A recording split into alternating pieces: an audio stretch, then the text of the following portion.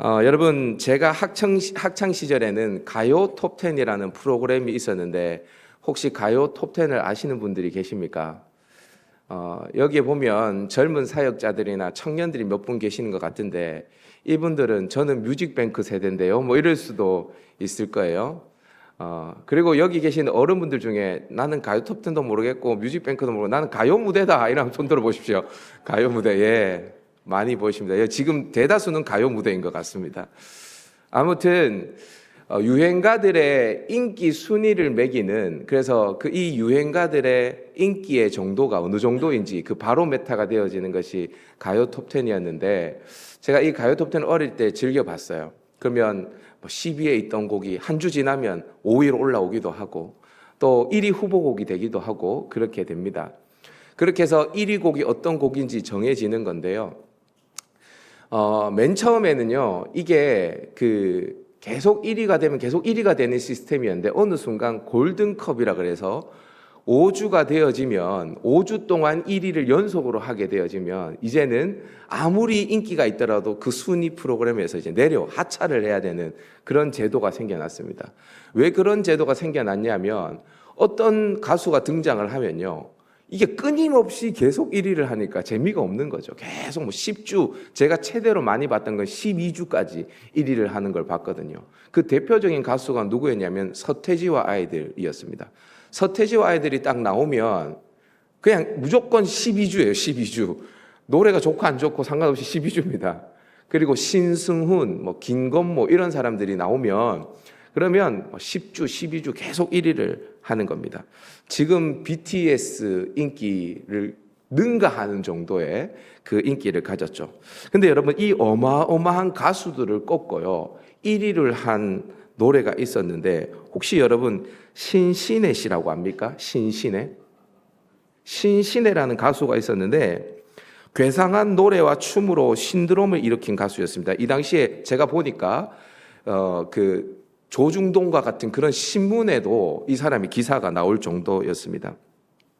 저는 처음에 어렸을 때 이분을 봤을 때 조금 정신이 나간 아줌마가 아닐까 이런 생각을 했었는데 제가 검색을 해보니까 고려대학교를 나온 인재더라고요. 이분이 고려대학교를 나온 인재인데 아무튼 이 아줌마가 부른 노래가 뭐냐면 세상은 요지경이라는 노래입니다. 세상은 요지경. 여러분 아시는 분 계시죠? 제가 덕이 안 되기 때문에 여기서 부르지는 않겠습니다. 근데 가사가 이래요. 세상은 요지경, 요지경 속이다. 잘난 사람은 잘난 대로 살고 못난 사람은 못난 대로 산다. 야이야이 아들아 내 말 좀 들어라. 여기도 작아 저기도 작아 짜가가 판친다. 이러면서 막 춤을 막 괴상하게 췄었어요. 저는 어렸을 때는 그게 무슨 말인지 모르고 그냥 가사를 그냥 듣고 했었는데 그래서 제가 요지경이 뭐지? 해서 이제 검색을 해봤습니다. 여러분 요지경이 뭔지 아십니까? 요지경? 아이들이 가지고 노는 과학 놀이 기구예요.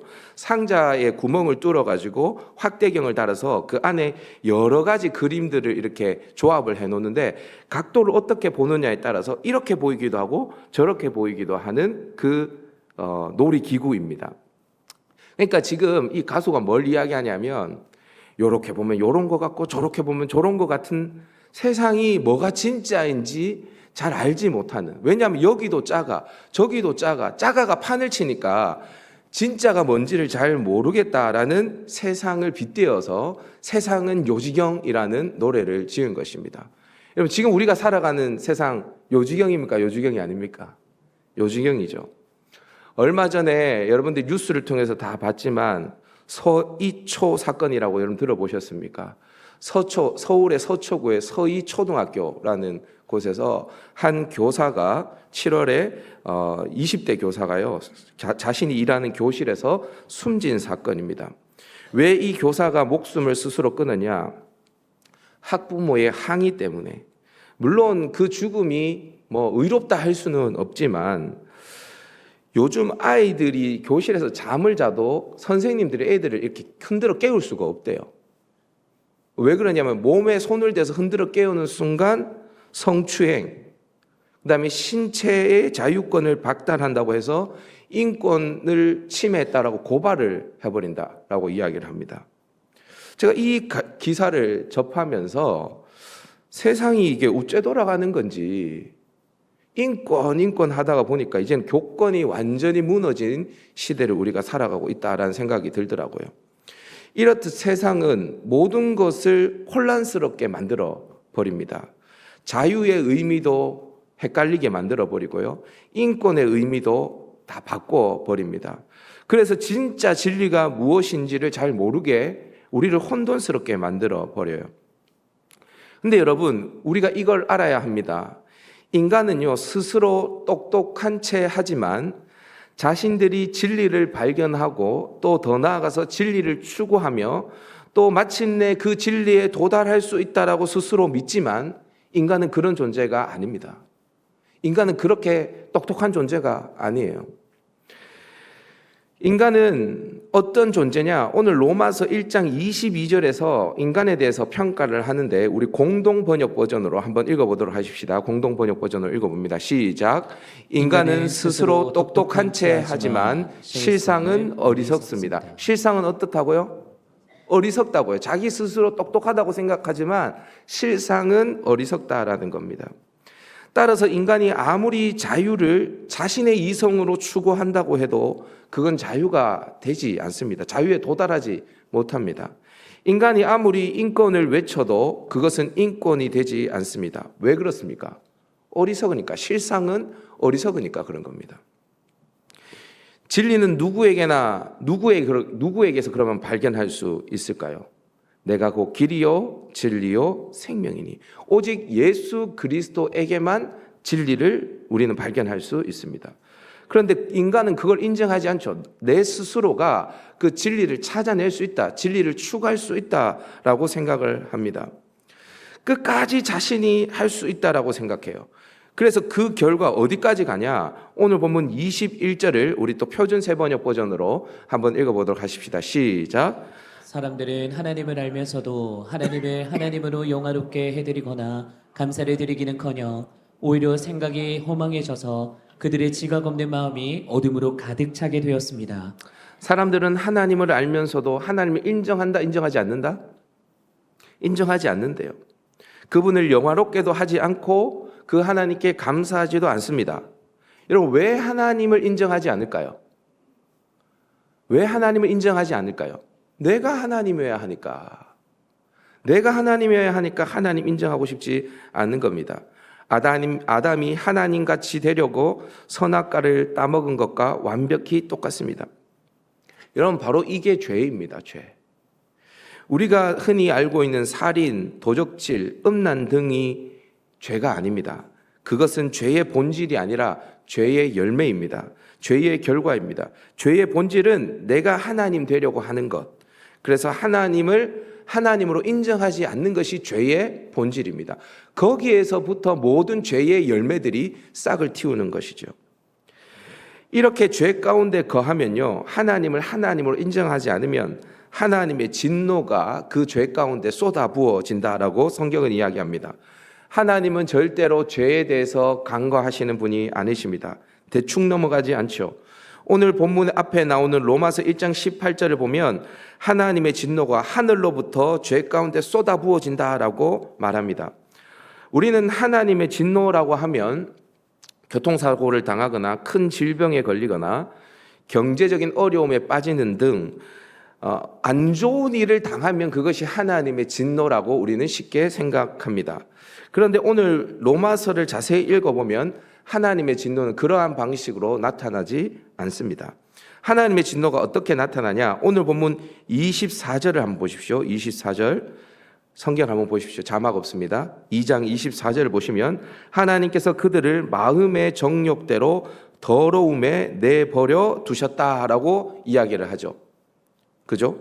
26절도 보세요. 하나님께서 그들을 부끄러운 욕심에 내버려 두셨다라고 이야기를 합니다. 28절도 보면 하나님께서 그들을 그 상실한 마음대로 내버려 두셨다라고 이야기를 합니다. 하나님의 진노가 어떻게 나타나냐면 내버려 두심으로 나타납니다. 그냥 내두는 거예요. 내두는 거. 하나님이 간섭하지 않고 그래 네 마음대로 한번 해봐라. 그게 하나님의 진노라는 것입니다. 여러분 구약 성경을 보면 하나님이 애굽 왕 바로의 마음을 완악하게 하셨다라고 성경에서 이야기를 합니다.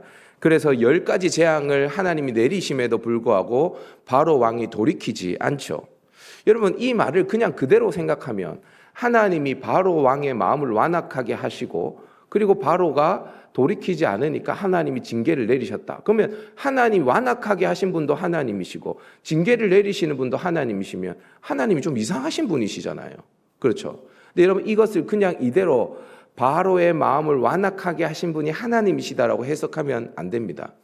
바로의 마음은 원래 완악합니다. 하나님이 그 완악한 대로 내버려 두셨다라는 것입니다. 그래서 하나님의 징계가 임하는데도 돌이키지 않았다라는 것이죠. 아무튼 여러분 바로가 그 마음이 완악했는데 하나님이 내버려 두시니까 10가지 재앙이 막 닥치는데도 끝까지 아들이 죽었는데도 홍해까지 쳐들어오지 않습니까? 그러한 완악함을 보이잖아요. 만약에 하나님께서 우리를 그냥 간섭하지 않고 내버려 두시면 우리는 어떠한 삶을 살아갈까요? 우리 역시도 온갖 죄의 열매를 맺으면서 살아가게 되어지는 것입니다. 이것은 피할 수 없어요. 피할 수 없을 뿐 아니라 그게 죄인지 뭔지도 모르면서 살아가게 되어집니다. 제가 왜 여러분들에게 이렇게 장황하게 하나님 없는 인생에 대해서 말씀을 드리냐면 우리가 살아가는 세상이 바로 이런 세상이기 때문입니다. 하나님을 알지 못하는 세상이 바로 이런 세상이에요. 여러분들은 지금 이 시간 이곳에 나와서 예배를 드리고 살아가지만 또 여러분들의 신분은 하나님의 백성이고 여러분들의 시민권은 하늘에 있지만 여러분들은 분명히 이 땅에서 하나님이 없는 그 시스템 속에서 계속해서 살아가야 될 사람이에요. 우리는 이미 구원 얻었지만 아직 구원 얻지 못했죠.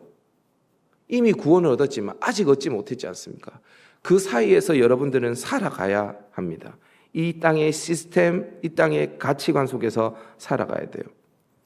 하나님의 내버려 두심에도 아랑곳하지 않고 온갖 죄의 열매를 맺어가며 살아가는 이 세상, 죄가 죄인지도 모르는 세상 속에서 살아가야 한다는 것입니다.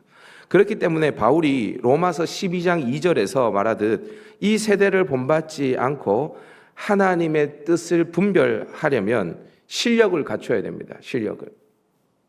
일단 여러분들 이 세대를 정확하게 꿰뚫어 볼 수 있는 통찰력이 있어야 되고요. 첫 번째. 두 번째는 하나님의 선하시고 기뻐하시고 온전한 뜻이 무엇인지 명확하게 알고 있는 분별해낼 수 있는 분별력을 가져야 됩니다. 이 시대를 꿰뚫어 보는 통찰력과 하나님의 뜻을 분별할 수 있는 분별력을 동시에 가져야 합니다. 세상을 알고 하나님의 뜻을 아는 실력을 갖추면 세상이 아무리 요지경이라도 정확한 답을 딱 찾을 수가 있거든요. 여러분 우리가 예수님을 잘 믿으면 세상 살아가는데 헷갈리는 게 없습니다. 이게 뭐 독불장군처럼 그렇게 살아가라는 게 아니라 고집스럽게 살아가는 게 아니라 명확합니다. 어떤 사안을 딱 봤을 때 이것은 하나님 뜻이 아니다. 명확하잖아요. 그렇지 않나요? 그리고 하나님 뜻이 아닌 것과 하나님 뜻인 게 명확하고 그리고 중간에 이래도 되고 저래도 되는 일들이 있지 않습니까? 그런 거는 내가 기뻐하는 대로 하면 됩니다. 교회에 덕을 끼치는 대로 하면 됩니다. 어떤 것을 선택하면 하나님이 더 기뻐하실지 우리가 선택하면 됩니다. 그러니까 헷갈릴 필요가 없어요. 근데 이게 되지 않으면 헷갈립니다. 그때부터. 여러분들이 그것을 명확하게 딱 가지셔야 여러분들의 자녀들이 여러분들에게 물어왔을 때도 대답을 해줄 수가 있게 되어지죠. 자, 그러면 먼저 하나님이 없는 이 세상에 대해서 우리가 한번 살펴보자고요. 이 세상이 어떤 세상인가 이렇게 한번 살펴보자고요. 저를 한번 따라합시다. 순리를 영리로 바꿔버린다. 영리로 바꿔버린다. 이게 바로 우리가 살아가는 세상이란 말이에요. 순리를 영리로 바꿔버리는 것이 우리가 살아가는 세상의 모습입니다. 앞서서 이야기했듯이 세상은 모든 것의 의미를 바꿔버립니다. 뭐 옛날에 가수 중에 바꿔 모든 걸 다 바꿔 이런 노래를 불렀던 가수도 있었는데 다 바꿔버려요. 이렇게 바꿨다가 저렇게 바꿨다가 저렇게 바꿨다가 이렇게 바꿨다가. 그래서 어리석은 인생들이 만들어내놓은 시스템이 정말 결코 그 결과가 좋다라고 보장할 수 없는, 그죠? 그러한 시스템을 만들어 놓게 되어집니다.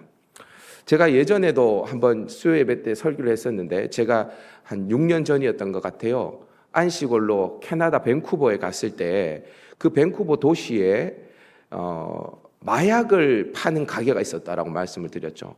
그리고 마약 파는 가게 옆에는 그 마약을 처치를 받고 난 다음에 혹시 위험에 빠지면 빨리 대처할 수 있도록 응급소가 곳곳에 있더라고요.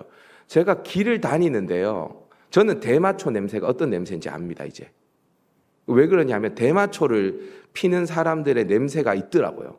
그래서 제가 이거 대마초예요 물어보니까 대마초 맞다 하더라고요. 근데 제가 그거를 네덜란드 암스테르담에 가니까 그대로 나더라고요. 그 냄새가. 거기도 대마초가 합법이에요. 맨 처음에는 이 사람들이 우리가 생각했을 때 어떻게 마약을 합법적으로 팔 수 있을까? 도무지 이해가 안 되잖아요. 도무지 이해가 안 되죠? 아니, 국민들 몸에 안 좋은 마약을 합법적으로 파는 게 이해가 안 되잖아요. 이해 안 되죠? 근데 국민들한테 몸에 안 좋은 담배를 파는 우리나라는 이해가 됩니까? 저는 둘 다 똑같은 것 같거든요. 좀 정도의 차이가 있지. 처음에는 제가 담배 피고 인삼으로 몸 극복하고 담배 인삼공사 이상하잖아요. 좀 이상하네. 우리나라도 이상한지를 모르더라고요. 이상한지를 몰라. 제가 맨 처음에는 이게 이해가 안 돼서 어떻게 나라에서 마약을 팔 수 있습니까? 물어봤어요. 네덜란드 암스테르담에 갔는데 거기에서도 대마초로 된 초콜릿, 대마초로 된 뭐 이런 물품들을 합법적으로 살 수 있더라고요. 저도 살 수 있어요. 만약에 살려고 하면. 한국에 가지고 오면 바로 걸립니다. 근데 거기서는 살 수 있어요. 그래서 제가 어떻게 그럴 수 있습니까? 라고 물어보니까 맨 처음에는 이런 취지였어요. 사람들이 마약으로 너무 중독이 되어져서 갑자기 사람들이 죽어나가니까 이 사람들의 마약을 정부가 통제해서 조금씩 줄이도록 하기 위해서 차라리 양성화를 시키자. 그렇게 해서 사람이 오면 마약의 정도를 계속 낮추는 거예요. 투약의 정도를 낮춰주는 겁니다. 그래서 이 사람들이 중독에 빠져가지고 쇼크로 죽지 않도록 그렇게 만들어주는 거죠. 그래서 응급실도 그 마약을 판매하는 곳에 이렇게 두는 거죠. 맨 처음엔 아마 좋은 뜻으로 했을 거예요. 근데 여러분, 마약을 하는 사람들이 줄어들었을까요? 그렇지 않습니다. 더 늘어나죠. 제가 네덜란드 암스테르담에 가니까 암스테르담 역에 딱 내리자마자 진짜 기가 찬 모습을 봤어요. 그게 뭐냐면 어떤 남자가 웨딩 드레스 같은 거를 딱 입고 남자의 팔짱을 끼고 같이 걸어가는데 그런 커플이 한두 커플이 아니에요. 그 역 앞에 말이에요. 자유라는 이름을 극대화하다 보니까 이게 말도 안 되는 현상들이 일어나게 되어지는 것입니다. 제가 말씀드렸죠. 밴쿠버에서는요, 전도지를 나눠주지도 못합니다. 왠지 아세요? 받기 싫은 자유를 침해하면 안 된다고 해서 내가 이거 받기 싫은데 내 자유를 침해하지 말라는 거예요. 그래서 전도를 하려면 길거리에 이렇게 허가 맞고 꽂아 놓으면 거기에서 스스로 가져가는 것은 되지만 길거리에서 나눠주는 행위는 불법입니다. 제가 이 이야기를 들으면서 세상의 정상적인 것들을 다 비정상적으로 인간은 바꿔버리는 거예요. 여러분, 오늘 본문도 한번 보세요. 하나님을 인정하지 않는 세상은 하나님이 내버려 두신다라고 말했죠. 그렇게 하나님 내버려 두시니까 어떻게 되어져 버리냐. 23절 한번 보십시오. 23절 다 같이 한번 읽어봅시다. 시작. 썩어지지 아니하는 하나님의 영광을 썩어질 사람과 새와 짐승과 기어다니는 동물 모양의 우상으로 바꾸었느니라. 하나님을 하찮는 우상으로 바꿔버립니다. 바꿔버려요. 25절도 한번 보시겠습니까? 25절 시작. 그들이 하나님의 진리를 거짓 것으로 바꾸어 피조물을 조물주보다 더 경배하고 섬김이라. 하나님의 진리를 거짓 것으로 어떻게 해요? 바꿔버립니다. 바꿔버려요. 심지어 어디까지 가냐? 26절, 27절입니다. 다 같이 한번 읽어봅시다. 시작. 하나님께서 그들을 부끄러운 욕심에 내버려 두셨으니 곧 그들의 여자들도 순리대로 쓸 것을 바꾸어 영리로 쓰며 그와 같이 남자들도 순리대로 여자 쓰기를 버리고 서로 향하여 음욕이 부릴 듯하매. 여자들도 순리대로 쓸 것을 바꾸어 영리로 바꿔버려요. 그러니까 남자와 여자 안에서 이루어지는 성에 관한 순리도 바꿔버리는 겁니다. 그래서 여자도 순리대로 쓸 것을 바꾸어 영리로 쓰고요. 그와 같이 남자들도 순리대로 여자 쓰기를 버리고 남자에게 음욕을 품는 일까지 일어난다는 겁니다. 순리를 영리로 바꿔버리는 것입니다. 근데 여러분, 문제는 뭐냐면요, 이렇게 순리를 영리로 바꿔버리잖아요. 바꿔요. 다 바꿔버려요. 그러면요, 어느 순간 이 영리가 순리가 돼버립니다. 어느 순간 이 영리가 순리가 되어져 버려요. 그래서 누군가가 이렇게 외칩니다. 이게 순리야 라고 누군가가 외칩니다. 그리고 다수가 그것을 따르게 되어지면 순리가 아님에도 불구하고 그게 순리가 되어버립니다. 순리를 영리로 바꾸더니 이제는 영리가 순리라고 주장을 하게 됩니다. 우리가 살아가는 세상이 말이에요. 여러분, 정신 안 차리고 하고 있으면요, 나도 모르게 시류에 휩싸여서 영리대로 살아가는, 이 세상에 순응하는 것이 순리대로 살아가는 것이라고 착각할 수 있습니다. 여러분, 순응하며 살아가는 거랑 순리대로 살아가는 게 어떨 때는 같을 수도 있지만 어떨 때는 다를 수도 있습니다. 이해되세요? 세상에 순응하며 살아가는 게 그렇다고 무조건 다 세상에 반대하며 살아가는, 그것도 이상한 거예요. 세상에 순응하며 살아가는 게 순리대로 살아가는 건 아니에요. 이해되십니까? 여러분, 우리가 지금 그 대한예수교 장로회 합동측 교단에 있잖아요. 우리 목사님들, 전도사님들 신학, 어떤 신학 배우셨습니까? 개혁신학 배웠죠. 개혁신학. 개혁주의 신학 배웠죠. 개혁주의 신학은 뭐냐면 날마다 개혁되어야 된다는 겁니다. 날마다 개혁되어야 돼. 여러분, 제가 여러분들한테 한번 질문해 볼게요. 여러분, 자 보세요. 우리는 하나님의 자녀가 되었기 때문에 의인이라 칭함을 받지만 우리는 기본적으로 죄의 본성을 가지고 있습니까? 안 가지고 있습니까? 가지고 있죠. 하나님의 말씀은 진리입니까? 진리가 아닙니까? 진리죠. 자, 그러면 우리가 우리의 본성대로 살아가면 하나님 말씀대로 살아갈 수 있어요? 없어요? 없죠. 그러니까 우리의 본성을 죽이고 날마다 하나님 말씀에 복종하고 순종해야만 하나님 말씀대로 살아갈 수가 있죠. 그럼 오늘 내가 하나님의 말씀대로 살아갔다고 해서 내일 하나님 말씀대로 살아간다는 보장이 있습니까? 없는 거예요. 여러분, 우리가 교리를 그냥 교리로 이해하시면 안 되고 실제 삶에서 적용을 하셔야 되는데 우리는 죄인입니다. 죄인. 이해되세요? 지금 우리가 섬기는 교회에도 개혁해야 될 게 있을 수 있어요. 여기에서도 영리인데 우리가 순리라고 생각하면서 있는 게 있습니다. 그런 게 있을 수 있습니다. 우리가 당연하다라고 생각하는 제도와 당연하다고 생각하는 것들이 당연하지 않는데 우리가 당연하다고 생각하며 살아갈 수도 있다라는 겁니다. 이해되세요? 우리가 너무 익숙해져 버리면 그게 당연하다고 생각하는 거예요. 여러분, 성경에 보면 소돔과 고모라에 아브라함의 조카 롯이라는 사람이 살고 있었어요.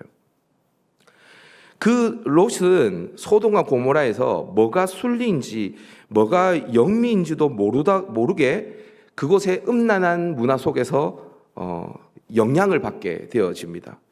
그래서 동성애가 판을 치는 소돔에서 사람들이 롯에게 온 천사를 대상으로 동성애 강간을 하려고 할 때 롯은 자신의 두 딸을 내어줄 테니 너희 눈에 좋을 대로 그들에게 행하고 이 사람은 건들지 말라라고 이야기를 하죠.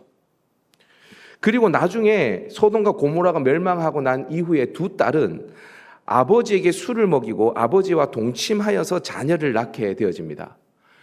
여러분, 동성애도 이게 말이 안 되는 일이지만 아버지에게 술을 먹이고 동침해서 자녀를 낳는 이 딸들도 상식이 아니거든요. 근데 여러분, 왜 이렇게 상식이 아닌 짓을 롯과 그의 자녀들이 하냐면요, 베드로후서 2장에서 이렇게 이야기합니다. 날마다 저 불법한 행실을 보고 들으므로 그 의로운 심령이 상했다. 여러분, 이게 무슨 말인지 아시겠어요? 영리가 순리로 판을 치는 세상 속에서 계속 살다 보니까 계속 그거 보고 계속 듣고 거기서 그냥 살다 보니까 뭐가 똥인지 된장인지 모르게 됐다는 거예요. 뭐가 진리인지 헷갈리게 되어졌다는 겁니다. 여러분, 이게 소돔과 고모라만의 이야기일까요? 소돔과 고모라만의 이야기일까요? 아닙니다. 지금 여러분들의 삶의 현장에서도 분명히 일어나고 있는 일이고, 어쩌면 여러분들의 가정과 교회 안에서도 일어날 수 있는 일입니다. 여러분, 얼마나 우리 주변에 많은 불법들이 관행이라는 이름으로 그게 마치 순리인 양 위장하고 있는지 아십니까? 아무리 많은 우리 주변에 얼마나 많은 변칙들이 지혜라고 위장하고 부당한 지시가 질서라고 이야기하고 야망을 비전으로 포장하면서 이게 순리야, 반항하지 말고, 세상은 반항하지 말고 그냥 따라 순응해 라고 우리에게 세상은 이야기하는지 모릅니다. 우리는 속는 줄도 모르고 속고 때론 속는 줄 알면서도 속아주는 삶을 반복하다 보면 그게 순리라고 착각하는 지경에 이르게 되어집니다. 그리고 마침내 우리도 누군가에게 영리를 순리라고 말하며 그것을 전도하기도 하게 되어집니다. 무서워요, 여러분. 여러분, 칼빈이 지금 그 종교개혁을 이겼던 칼빈이 지금 이 상황 속에 한국교회에 딱 나타난다면 개혁할 게 없을까요? 기가 찰 꽤 많을 건데요. 여러분, 정신을 바짝 차려야 됩니다. 너희 대적 마귀가 우는 사자와 같이 두루 다니며 삼킬 자를 찾는다라고 성경은 이야기를 합니다. 우리 대적 마귀는요, 우리를 삼킬 때에 마귀의 모습으로, 우는 사자의 모습으로 우리에게 다가오지 않습니다. 순리를 영리로 바꾸고 영리를 순리로 위장한 채 그것을 조용히 따르는 순종적인 사람으로 우리를 만들어 버려서 쥐도 새도 모르게 우리를 삼켜버리는 것입니다. 무엇이 순리인지 무엇이 영리인지 여러분들의 경험과 판단으로는 절대로 구분할 수가 없습니다. 왜냐하면 우리의 경험과 판단으로는요, 우리의 경험이 근거가 되어지거든요. 우리가 이게 영리인지 순리인지 판단할 수 있는 유일한 기준은 하나님 말씀으로 돌아가는 것밖에 없습니다. 하나님 말씀이 뭐라고 이야기하냐? 성경이 뭐라고 이야기하냐면, 세상이 아무리 뒤죽박죽해서 이게 순리라고 얘기해도 하나님의 말씀이 아니면 아닌 겁니다. 성경으로 돌아가야 됩니다. 성경으로. 그래서 여러분들에게 도전을 합니다. 여기 있는 하나님 백성들이 하나님의 말씀을 읽고 묵상하는 일을 소홀히 하셨다면 다시 그 말씀 앞에 설 수 있기를 바랍니다. 절대로 시류를 따라 살아가는 인생이 아니라 순리대로 살아내고 무엇이 영리인지, 무엇이 영리이면서도 순리인 척 하는지 위장하는지 그것을 분별해낼 수 있는 하나님의 사람으로 설 수 있기를 바랍니다. 자, 그러면 영리를 순리로 위장하는 세상에서 우리는 어떻게 반응하며 살아야 하는가? 저를 한번 따라합시다. 적극적으로 순리의 삶을 살라. 여러분, 앞서서 말씀드렸지만 이 세상에는 영리를 순리로 위장하는 일들이 많습니다. 물론 이런 일들을 우리가 잘 분별해내야 합니다. 하나님의 말씀을 읽고 그것을 잘 분별하며 살아가야 됩니다. 그래서 영리대로 살아서는 안 됩니다. 그런데 이 세상의 모든 시스템과 이 세상의 모든 일이 다 영리는 아닙니다. 만약 모든 일이 영리라고 생각하면 굉장히 편협한 사람이 되어져 버립니다. 이 세상의 시스템이 다 악한 것이다. 그렇지 않습니다. 선한 것도 있거든요. 순리도 있습니다. 순리도. 따라서 우리는 분별해야 할 것을 분별해야 하지만 동시에 분별만 하고 있어서는 안 됩니다. 우리가 영리를 영리로 분별할 수 있는 최고의 방법은 적극적인 순리의 삶을 살아가는 것입니다. 순리의 삶을 살아가다 보면 자연스레 영리의 삶이 걸러지는 것입니다. 자, 그러면 순리의 삶은 무엇인가? 여러분, 성경에 있는 분들은 로마서 12장을 한번 펼쳐보십시다. 로마서 12장 5절입니다. 12장 5절 이와 같이 우리 많은 사람이 그리스도 안에서 한 몸이 되어 서로 지체가 되었느니라. 우리는 각 개인으로 살아가지만 그리스도 안에서 한 몸이라는 공동체 의식을 가지고 살아가야 하는 사람들입니다. 교회가 그런 곳입니다. 교회가 그런 곳이에요. 당연히 이기적이고 경쟁적인 이 세상에서 작동되어지는 영리를 이 순례의 삶을 살아가면 걸러낼 수 있는 것입니다. 누군가를 밟아야지 일어설 수 있고 이런 시스템 말이에요. 그런 시스템을 우리가 자연스럽게 걸러낼 수 있는 겁니다. 13절도 한번 보실까요? 13절 성도들의 쓸 것을 공급하며 손 대접하기를 힘쓰라. 나 하나 살기 바쁜 세상에서 오직 나를 위해 살아가는 것이 순리인 척 위장하는 이 세상에서 손 대접하기를 힘쓰는 순례의 삶을 살아내면 영리의 삶은 자연스럽게 분별되어진다라는 것입니다. 14절, 19절, 21절도 한번 보십시오. 박해하는 자를 축복하라. 친히 원수를 갚지 말고 하나님의 진노하심에 맡겨라. 악에게 지지 말고 선으로 악을 이기라. 모든 인간관계에서 심지어는 나를 박해하고 음해하고 원수와 같은 존재라 할지라도 선으로 악을 이기는 이 순리의 삶을 살아내면 내 손으로 모든 억울함을 풀고 모든 원수를 갚는 삶이 영리라는 것을 우리는 자연스럽게 깨닫게 되어진다라는 것입니다.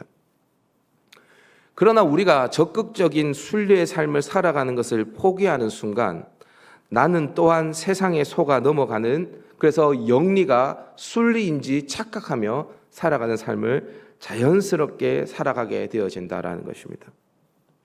여러분, 롯에게 소돔 땅을 양보하고 헤브론에 머무른 아브라함은 어리석은 듯 보이나 순리의 삶을 살게 되어진 것입니다.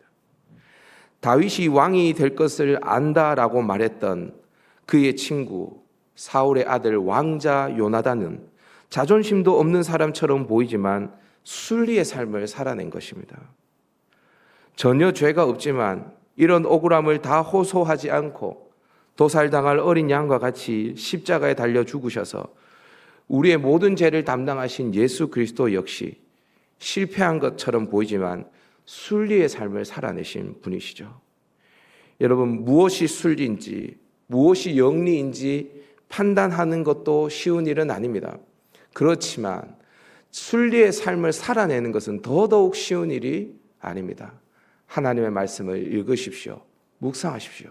그리고 그 한 자락의 말씀을 살아내시기 위해서 몸부림을 치십시오. 그걸 자녀들에게 보여주시고 그걸 교회 젊은이들에게 보여주십시오.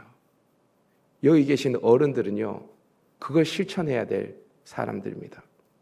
여러분, 지난번 6월 달에 오셨던 104세 철학자 김형석 교수님, 여러분 기억하십니까? 혹시 보신 분들도 계시고 못 보신 분들도 계시는데, 그분이 어른이 해야 할 일에 대해서 이렇게 이야기하셨습니다. 어른이 해야 할 일은 질서를 가르쳐주는 일이다. 어른이 해야 할 일을 질서를 가르쳐주는 일이다 해서 저는 또 꼰대 같은 소리 하시려나 보다 이런 생각을 했어요.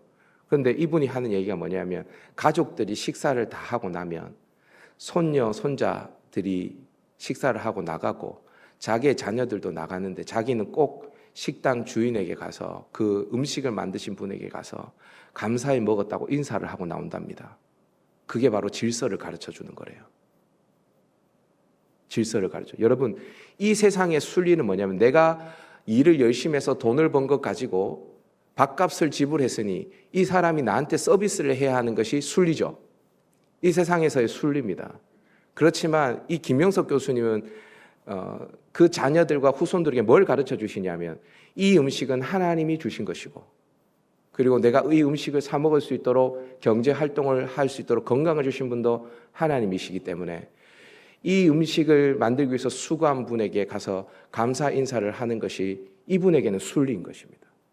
이 질서를 가르쳐 주는 게 어른이 해야 될 일이라고 김영석 교수님이 이야기하신 걸 제가 들었습니다. 여러분, 순리가 뭔지를 정확하게 이해하셔야 됩니다. 여러분들이 생각하고 있는 순리가 아닐 수 있습니다. 여러분들이 생각하고 있는 순리가 아닐 수 있어요. 성경을 읽어보셔야 됩니다. 부모가 자녀에게 어떻게 행해야 하는지, 남편이 아내에게 어떻게 행해야 하는지 성경이 다 나와 있습니다. 그게 순리입니다. 그게 순리예요. 여러분들이 알고 있는 아빠의 모습은 유교에서 배운, 여러분들 부모님에게 배운 아버지의 상일 수도 있습니다. 그걸 순리라고 생각하실 수도 있어요. 성경에 뭐라고 기록되어 있는데 여러분 보셔야 됩니다.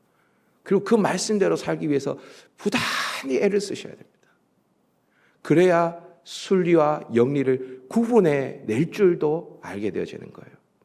사랑하는 여러분, 여러분들의 삶 속에 이 구체적인 순리의 삶, 희생과 결단의 삶이 있기를 주님의 이름으로 축복합니다.